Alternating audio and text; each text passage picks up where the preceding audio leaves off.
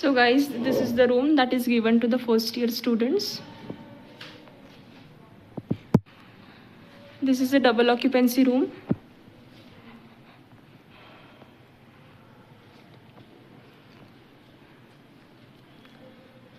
You will be provided with a bed, study table and a chair.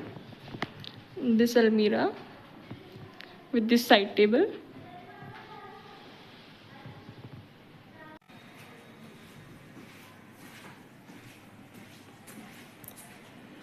This is the wash area.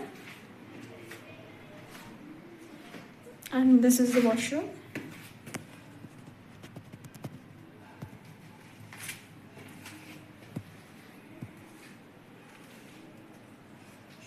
Rooms are pretty much spacious, as you can see.